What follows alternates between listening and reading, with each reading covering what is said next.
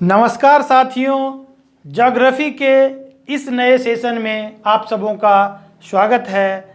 यदि आप new viewers हैं तो मेरे वीडियो को सब्सक्राइब कीजिए, लाइक कीजिए और शेयर कीजिए।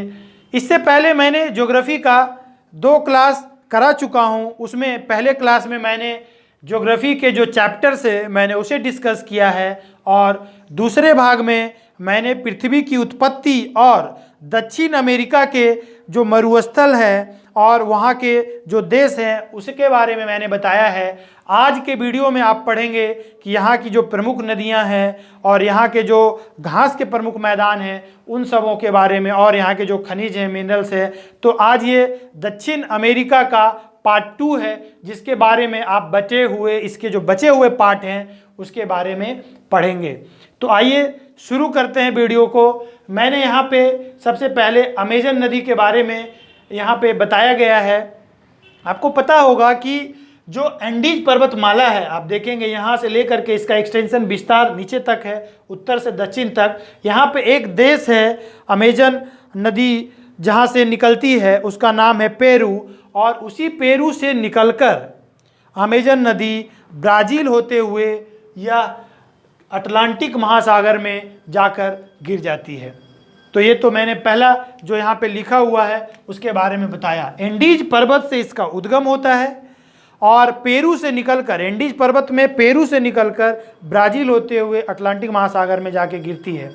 और आपको पता होगा कि जो इसके आसपास के क्षेत्र है, अमेजन नदी के आसपास के जो क्षेत्र है वहाँ पे बहुत ही ज़्यादा वर्षा होती है। उसका रीज़न है कि ये क्षेत्र जो है, आप देख रहे होंगे ये वाला क्षेत्र जो है 0 डिग्री विषुवत रेखा के आसपास का क्षेत्र है।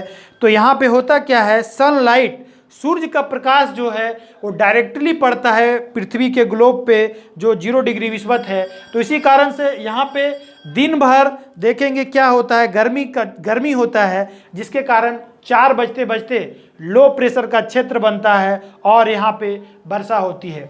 तो वर्षा होने के कारण इसके आसपास के जो क्षेत्र है वो बहुत ज़्यादा जल ग्रहण करता है और जल ग्रहण करने के कारण ही यहाँ के आसपास के क्षेत्रों में घने बने वन पाए जाते हैं। उसी क्रम में आप देखेंगे कि ये जो अमेजन नदी है यह विश्व की दूसरी सबसे लंबी नदी है। तो बात आता है पहली सबसे लंबी नदी कौन सी हुई, तो आप जानते होंगे कि विश्व की सबसे लंबी नदी जो है वो नाइल रिवर है जो कि अफ्रीका महाद्वीप में बहती है। तो अमेजन नदी जो है वो विश्व की दूसरी सबसे लंबी नदी है, लेकिन अपवाह या जल ग्रहण की दृष्टि से यह विश्व की सबसे बड़ी नदी है। तो आप बोलेंगे कि ये क्या अंतर हुआ, अपवाह की दृष्टि का मतलब अभी मैंने बताया कि जो आसपास के क्षेत्र हैं उसकी जो सहायक नदियां हैं वहाँ पे बहुत ज़्यादा वर्षा होती है और वो उन सहायक नदियों से जो जल ग्रहण करती है और वो अपने साथ जो अमेजन नदी में मिलती है और वो जब बहती है तो अपने साथ विशाल जल राशि लेकर जाती है। इसीलिए बोला गया है कि अपवाह की दृष्टि से यह विश्व की सबसे बड़ी नदी है।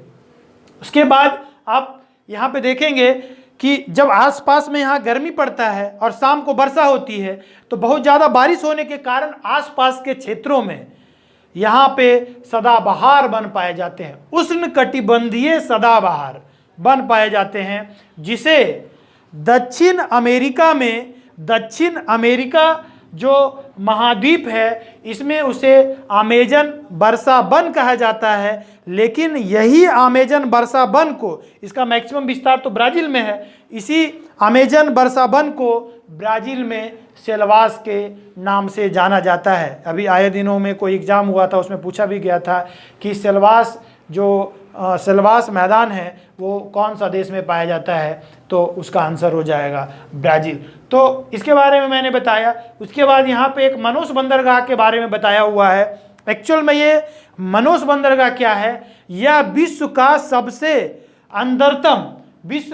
अंतरतम बंदरगाह है। इसका मतलब ये हुआ कि जो तटीय क्षेत्र होते हैं मैक्सिमम बंदरगाह वहीं पे होता है। लेकिन ये मनोस बंदरगाह क्या है, कोई भी जब यहाँ से जहाज आता है तो ये बहुत अंदर तक चला जाता है। ब्राज़ील में ये क्षेत्र देखेंगे बहुत अंदर तक चला जाता है, इसीलिए इसे मनोस बंदरगाह को विश्व का सबसे अंतरतम बंदरगाह कहा जाता है।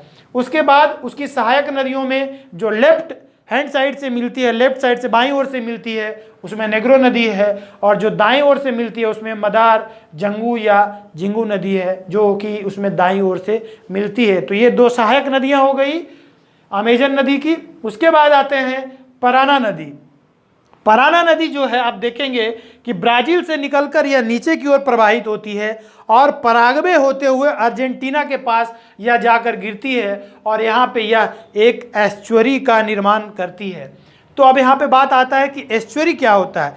एक आप पढ़ेंगे कि डेल्टा, आप देखेंगे कि भारत में भी जो पूर्ववर्ती नदियाँ हैं जो कि पूर्व की ओर प्रवाहित होती है तो वो डेल्टा का निर्माण करती है, लेकिन पश्चिम की ओर बहने वाली नदियां जिसमें नर्मदा है, ताप्ती है, माही है, वो नदियां क्या एस्चुअरी का निर्माण करती है।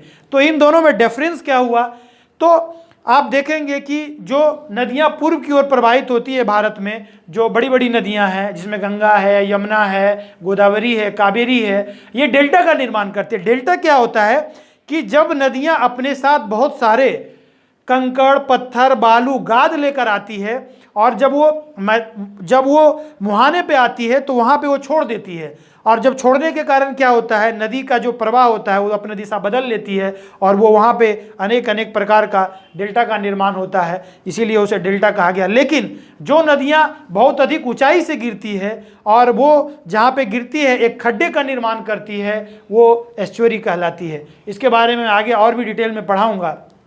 तो पराना नदी क्या है कि ब्राज़ील से निकलती है और पराग्वे होते हुए अर्जेंटीना के पास में यह जो है एस्चुअरी का निर्माण करती है। ये चीज़ मैं पहले बता चुका हूँ। उसके बाद इटेपू बांध, दक्षिण अमेरिका का सबसे बड़ा बांध जो है इसी पराना नदी पर है। दक्षिण अमेरिका का सबसे बड़ा बांध इटेपू बांध है जो इसी पराना नदी पे बना हुआ है। अभी कुछ दिन हालों के दिनों में एक ESI का एग्जाम हुआ था, उसमें पूछा गया था कि इटेपू बांध किस नदी पर है। तो इसका पूछे जाने का रीज़न है क्योंकि यह दक्षिण अमेरिकी महाद्वीप का सबसे बड़ा बांध है, इसीलिए वहाँ पे शायद पूछा भी गया होगा। पराना की सहायक नदियाँ में देखेंगे तो जो पराग्वे वहाँ पे देश है, वहाँ से एक पराग्वे नदी निकलती है और वहाँ पे एक देश जो है उरुग्वे, वहाँ से भी एक नदियाँ निकलती है। तो पराना नदी, पराग्वे नदी, उरुग्वे नदी, ये तीनों नदियाँ आकर मिलती है और यहाँ पे एक क्षेत्र का निर्माण करती है। कैसा क्षेत्र? त्रियाब क्षेत्र।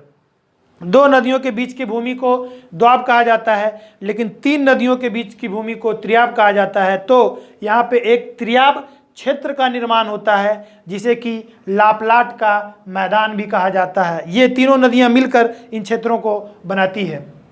उसके बाद एक है मैगडलिना नदी जो कि कोलंबिया, आप यहाँ पे ऊपर में देखेंगे कोलंबिया से निकलती है। उसके बाद एक ओरेनिको नदी है, यह बहुत ही फेमस है। ओरेनिको नदी एक्चुअल में ये वेनेजुएला से निकलती है और वेनेजुएला जो नदी बेसिन है ओरेनिको, यह पेट्रोलियम का भंडार के लिए जाना जाता है, क्योंकि वेनेजुएला भी पेट्रोलियम के भंडार के लिए जाना जाता है। विश्व का सबसे ज़्यादा भंडार जो है पेट्रोलियम का वो वेनेजुएला में भी है। आप इंटरनेट पे सर्च मारेंगे तो भंडार में आपको वेनेजुएला दिखाएगा, लेकिन एग्जाम में जब भी प्रश्न पूछे जाते हैं मैक्सिमम प्रश्न तो बोला जाता है कि सऊदी अरबिया में है। तो यहाँ पे भी पेट्रोलियम का भंडार है। उसके बाद कैरू नदी, अभी मैंने बताया ओरेनिको नदी के बारे में, तो ये कैरू नदी जो है वो ओरेनिको नदी की सहायक नदी है और इसी कैरू नदी पर विश्व का सबसे ऊंचा जलप्रपात जिसे एंजिल जलप्रपात कहा जाता है इसी कैरू नदी पे बना हुआ है, जो कि ओरेनिको नदी की सहायक नदी है। तो आप ये बताइएगा, मेरे डिस्क्रिप्शन बॉक्स में लिखिएगा कि भारत का सबसे ऊंचा जलप्रपात कौन सा है।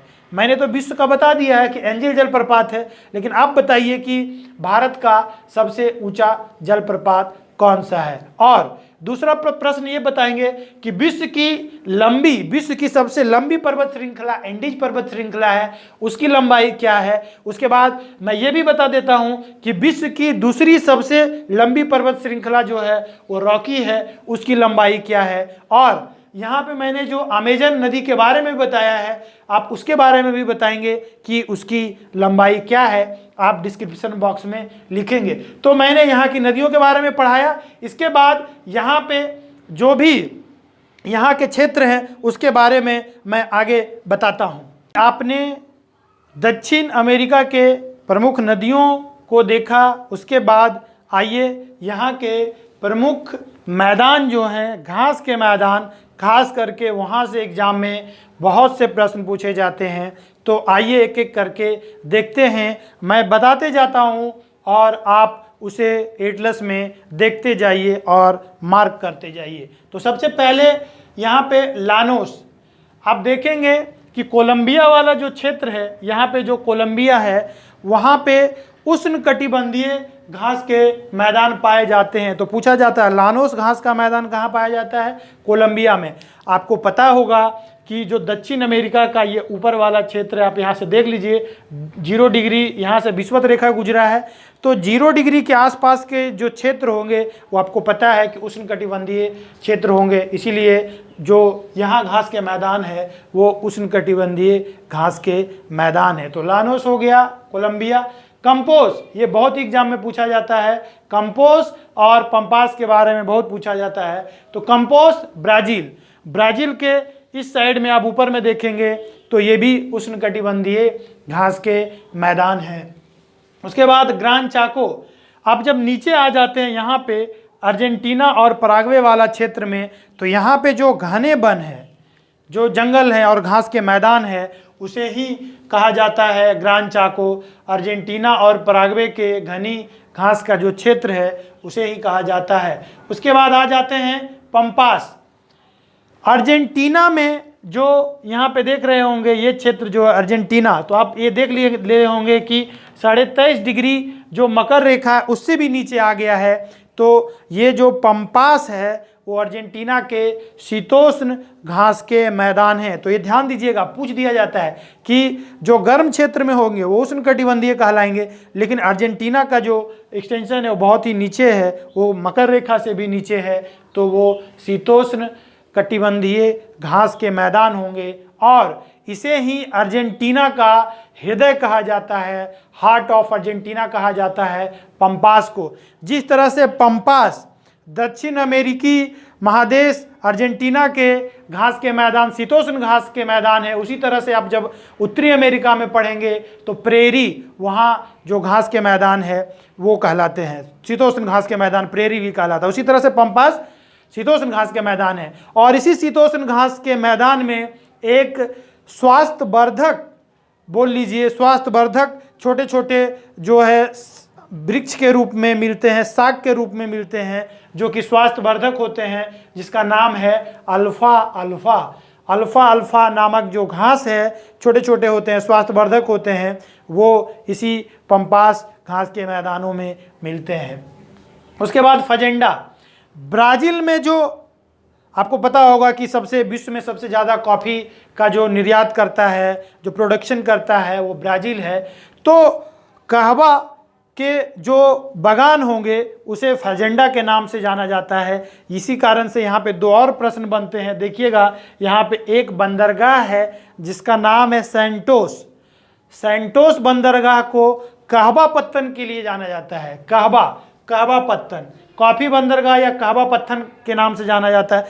कहवा पत्तन इसलिए क्योंकि यहाँ से विश्व में सबसे ज़्यादा कॉफ़ी का निर्यात किया जाता है। मैंने अभी बताया कि विश्व में सबसे ज़्यादा कॉफ़ी का जो उत्पादन है वो ब्राज़ील करता है, और इसी सेंटोस बंदरगाह से वो क्या करता है, विश्व के अन्य देशों में भेजता है। और एक बंदरगाह है साओ पाउलो, जिसे कि विश्व में कहवा की मंडी के नाम से जाना जाता है। ये इन दोनों में थोड़ा सा डिफरेंस है। उसके बाद यहाँ जो प्रमुख पवनें चलती है, तो पंपेरो, तो ये ठंडी पवन है, और जब भी ये चलेगी तो ऑब्वियस बात है कि जो इसके नीचे वाले जो देश होंगे वहाँ पे चलेंगे। तो अर्जेंटीना में जो ठंडी पवनें चलती है उसका नाम है पंपेरो। और सिराजो और फ्राइजेन जो है ब्राज़ील, एक्चुअल में ब्राज़ील का विस्तार बहुत ही है, इसके 10 देशों के साथ में इसका विस्तार है, यहाँ तक विस्तार है। तो इसके जो ठंडी पवनें हैं जो इसके निचले वाले क्षेत्र में चलता है उसे सिराजो या फ्राइजेन के नाम से जाना जाता है। तो दो ठंडी पवनों के बारे में मैंने पढ़ा, एक ये सिराजो या फ्राइजन के बारे में पढ़ा जो कि ब्राज़ील में चलती है, और एक अर्जेंटीना में जो चलती है जिसे कि पंपेरो के नाम से जाना जाता है। प्रमुख पठार में आप आ जाइए, गिनी का पठार। आप यहाँ पे ऊपर में देखिए, यहाँ पे जो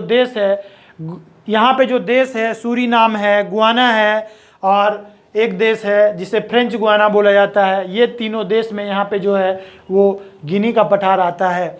यहाँ पे देखिए लिखा भी है गुयाना। उसके बाद आते हैं ब्राज़ील का पठार। ब्राज़ील के जो पूर्वी तट है, यहाँ पे जो देख लीजिए पूर्वी तट है ब्राज़ील का, वहाँ पे जो है वहाँ पे ब्राज़ील का पठार है। और बोलिविया का पठार दक्षिण अमेरिका का सबसे ऊंचा पठार है, जहाँ पे यहाँ पे लिखा भी देखिए गया है बोलिवियन प्लेट्यू। ये क्षेत्र जो है बहुत ही ऊंचाई पे है। उसके बाद प्रमुख झील में आता है मार्कैबो झील। मैंने पहले भी बताया जब नदी के बारे में पढ़ा रहा था, तो मार्कैबो झील जो है वेनेजुएला के आसपास का क्षेत्र जो है वो पेट्रोलियम का भंडार है, और उसी क्षेत्रों में इसका मार्कैबो झील है। और सबसे दूसरा जो इम्पोर्टेंट है, यहाँ से टिटिकाका इम्पोर्टेंट है, यहाँ से पंपास इम्पोर्टेंट है, और यहाँ से सेंटोस बंदरगाह। यहाँ से बहुत ही एग्जाम में क्वेश्चन पूछा जाता है। टिटिकाका झील अभी मैंने पढ़ाया बोलिविया का पठार जो है विश्व का सबसे ऊंचा पठार है। अभी थोड़ी देर पहले मैंने पढ़ाया, विश्व का नहीं दक्षिण अमेरिका का सबसे ऊंचा पठार है। तो इसी बोलिविया पठार पे ही टिटिकाका झील है, जो कि बोलिविया और यहाँ पे एक छोटा सा देश है जिसका नाम है पेरू, देखिएगा उसी के मध्य है, जिसका नाम है टिटिकाका झील। विश्व की सबसे ऊंची नौकायन झील टिटिकाका झील है। नौकायन का मतलब उसमें नाव को आप बहुत आसानी से चला सकते हैं, इसीलिए वो पेरू और बोलिविया के सीमावर्ती जो क्षेत्र है उसी ऊंचाई पे स्थित है टिटिकाका झील, जो कि विश्व की सबसे ऊंचाई पर स्थित झील है। उसके बाद आ जाइए फ्योर्ड तट। आप देखिएगा नीचे में जो चिली का ये वाला भाग है वो बहुत ही कटे फटे, यहाँ पे दिख नहीं रहा होगा, जब इसे आप बड़ा करके देखेंगे तो बहुत ही कटा फटा है, इसीलिए इसे फ्योर्ड तट कहा गया है। विश्व में 2 जगह फ्योर्ड तट पाए जाते हैं। नॉर्वे में सबसे ज़्यादा फ्योर्ड तट पाया जाता है, जो कि बहुत कटे फटे होने के कारण उसे फ्योर्ड तट कहा जाता है, और दूसरा जो है वो चिली है। उसके बाद आते हैं प्रमुख खनिज क्षेत्र जो है।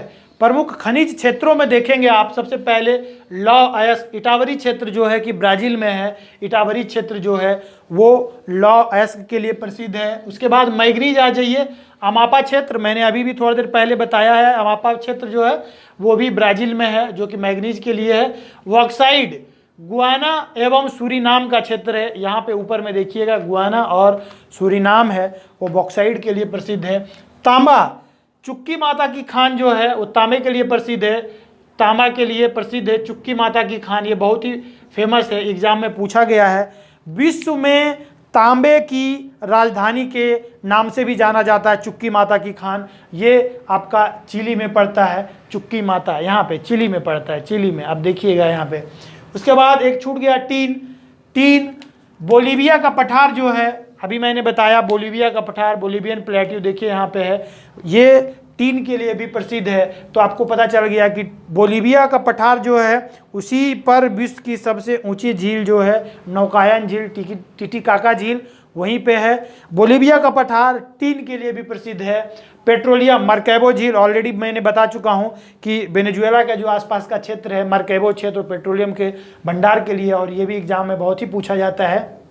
उसके बाद नाइट्रेट ये जो चिली आप देख रहे हैं एंडीज पर्वतमाला पे ही बसा हुआ है, और ये नाइट्रेट के लिए अटाकामा क्षेत्र जो है वो बहुत ही प्रसिद्ध है। यहाँ पे एक पक्षी पाया जाता है गुआनो पक्षी, जो कि प्रशांत महासागर से क्या करता है वहाँ से अपना खाना लेता है और ये क्षेत्र में आकर बैठता है, और ये जो बीट वहाँ पे करता है उसी से नाइट्रेट और फास्फोरस का प्रोडक्शन होता है, और दक्षिण अमेरिका नाइट्रेट में बहुत ही अग्रणी है। वो गुआनो पक्षी जो भोजन करता है और जब यहाँ पे बीट आके करता है उससे उसका नाइट्रेट और फास्फोरस का अग्रणी देश है। प्रमुख जनजातियां में देखेंगे ये बहुत पूछा जाता है, वहाँ के मूल निवासी जो है उसे रेड इंडियन कहा जाता है। उसके बाद मुस्टिजो और मुलेटो और जैम्बो वहाँ के अन्य जनजातियां हैं। प्रमुख द्वीप में आप देखेंगे 2 बहुत ही इंपॉर्टेंट द्वीप है। एक द्वीप आप देखेंगे यहाँ पे लिखा हुआ है गोलापैगोस द्वीप। ये एकदम इक्वेटर, जस्ट इक्वेटर पे ही है। तो इसीलिए इसको बोला भी जाता है, एग्जाम में पूछा जाता है इनमें से कौन से द्वीप जो है भूमध्य रेखा पर स्थित है, तो ये हो जाएगा आपका गोलापैगोस द्वीप। हालांकि यह इक्वेडोर का भाग है, यहाँ पे एक देश है इक्वेडोर, उसी का भाग है ये द्वीप। तो ये प्रशांत महासागर में है गोलापैगोस, भूमध्य रेखा पर स्थित है और ऑलिव रिडले टर्टल के लिए ये प्राकृतिक प्रजनन केंद्र है। आप देखेंगे कि भारत में जो उड़ीसा का तट है वहाँ पे भी विश्व का सबसे ज़्यादा ऑलिव रिडले बहुत ही हज़ारों किलोमीटर दूर चल के वो आता है और वो वहाँ पे अपने अंडे देते हैं और वो चले जाते हैं। तो इसीलिए ये क्षेत्र जो है गोलापैगोस द्वीप, वो भी ऑलिव रिडले टर्टल का प्रजनन, प्राकृतिक प्रजनन केंद्र माना जाता है, जिस तरह से उड़ीसा का तटीय क्षेत्र है। उसके बाद फॉकलैंड, यहाँ पे देखेंगे तो फॉकलैंड पाया जाता है। फॉकलैंड जो है तो इस पे ये आखिर में है अर्जेंटीना का भाग, लेकिन इसे आप देखेंगे तो राजनीतिक रूप से इस पे ब्रिटेन का अधिकार है। ये अर्जेंटीना के पास होने के कारण ये अर्जेंटीना का भाग है फॉकलैंड, लेकिन इस पे अधिकार जो है ब्रिटेन का है। ब्रिटेन तो बहुत सारे देशों पे अधिकार किया था, उसमें भी अभी भी इस पे अधिकार जो है वो ब्रिटेन का ही है। उसके बाद आइए कुछ इसके अलावे अन्य चीज़ों को जानते हैं जो कि दक्षिण अमेरिका में है और वहाँ से एग्जाम में क्वेश्चन पूछा जाता है। एक यहाँ पे इसके जो ऊंचे क्षेत्र में आप देखेंगे कि ये क्षेत्र जो है एंडीज का नॉर्थ से लेकर साउथ तक है, तो ये बहुत ऊंचाई पे है एंडीज जो है। तो ये ऊंचे क्षेत्रों में बोझ ढोने के लिए एक जानवर का प्रयोग किया जाता है जिसका नाम है लामा। इसके अलावे यहाँ पे और दो जानवर है जो कि शिकारी जानवर है। एक का नाम प्यूमा, सुने होंगे आप, देखते होंगे प्यूमा का जूता भी पहनते होंगे, प्यूमा का टी शर्ट पहनते होंगे, तो उस पर एक जानवर बना हुआ रहता है। तो वो प्यूमा जो है और जैगवर जो है, ये दक्षिण अमेरिका का दो शिकारी जानवर है। वहाँ के जो अमेजन जंगल है वो अपने आप के लिए प्रसिद्ध है, चाहे वो अनाकोंडा सांप हो, चाहे शिकारी जानवर जो हो वहाँ के, उसके लिए फेमस है। उसके बाद एक कंडोर पक्षी आप देखे होंगे, एक पक्षी जो कि बहुत बड़े जो हिरन होते हैं और उससे भी बड़े बड़े जानवर जो होते हैं जो कि पठारी और पहाड़ी क्षेत्रों में पाए जाते हैं, उसको लेकर उड़ जाता है, ये जो कि चील की तरह होता है। तो यही कंडोर पक्षी जो है संसार का सबसे बड़ा शिकारी पक्षी माना जाता है, वो यही दक्षिण अमेरिकी महादेश में, महाद्वीप में पाया जाता है। इसके अलावा री पक्षी जो कि ना उड़ने वाली पक्षी है, जो कि नहीं उड़ सकती है, जैसे अफ्रीका में आप देखिएगा तो एक शुतुरमुर्ग है और ऑस्ट्रेलिया में एमू पक्षी जिस तरह से नहीं उड़ पाते हैं, उसी तरह का री पक्षी है। तो मैंने दक्षिण अमेरिका के बारे में पढ़ाया, आप लोग, मुझे विश्वास है कि आपको बहुत अच्छी तरीके से समझ में आया होगा। इसी तरह से मेरे साथ बने रहिए, मैं आगे के महाद्वीप को भी एक एक करके इसी तरह से पढ़ाता रहूँगा। धन्यवाद।